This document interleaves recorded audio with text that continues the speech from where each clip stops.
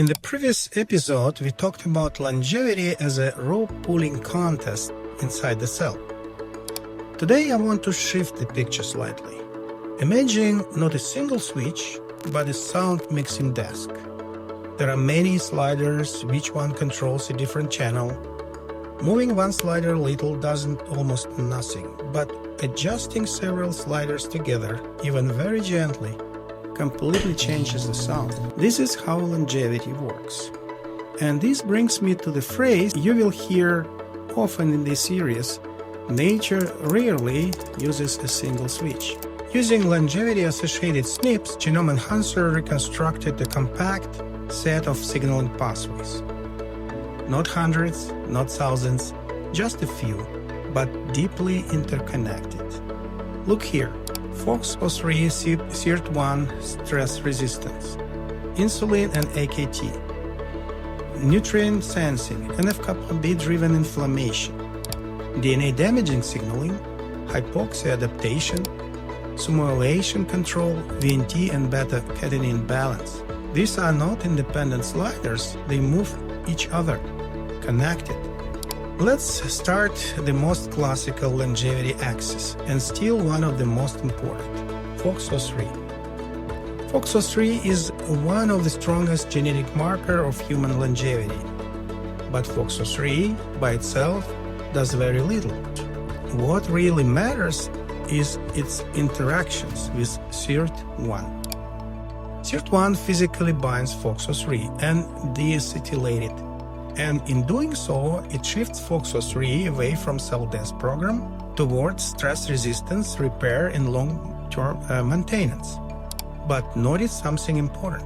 This FOXO3 SIRT1 slider is mechanically connected to each other and to others. For instance, inflammatory signaling through NF-κB and nutrient sensing through AKT constantly pushes back. Longevity is not about pushing the FOXO3 slider to the maximum. It's about keeping the balance stable while the rest of the system keeps changing. If this is already makes you rethink how aging works, you know what to do. Smash the like button, or at least tap it gently. We are tuning the system here, not breaking it.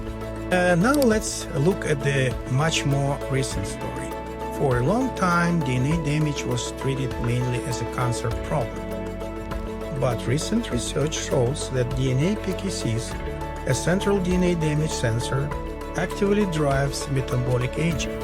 And as DNA damage accumulates, DNA PK activity increases, and this suppresses mitochondrial function and energy metabolism.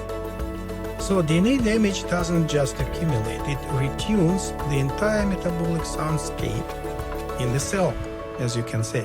And again, DNA PKCs is wired into the same network that controls FOXO3 AKT and stress response.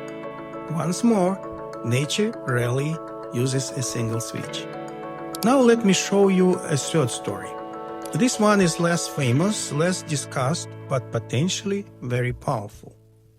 It comes from a part of the network that most people tend to ignore: simulation. Simulation is not a signaling pathway in the classical sense. It doesn't transmit signals from a receptor or doesn't switch genes on or off. It instead tunes proteins that regulate another proteins. In our network, we see both sides of this system together. UBC9, which attaches SUMO, SNP1, which removes it again. This tells us something fundamental. The system is designed for dynamic reversibility. Here is where it becomes really interesting. Many transcription factors that control longevity programs, including FOXO proteins and AP1 components, are directly regulated by simulation. So simulation doesn't silence them. It changes how they respond and which genes they prefer, how stable they are actually, and how strongly at the end they participate in the feedback loop. So when genome enhancer identifies simulation enzymes as the key nodes, this is not a little detail. This is a control layer above the whole signaling. It means longevity can be influenced not only by which pathway are active or not active, but how the transcription factors interpret these pathways. Again, nature rarely uses a single switch. Now step back and look at the whole picture.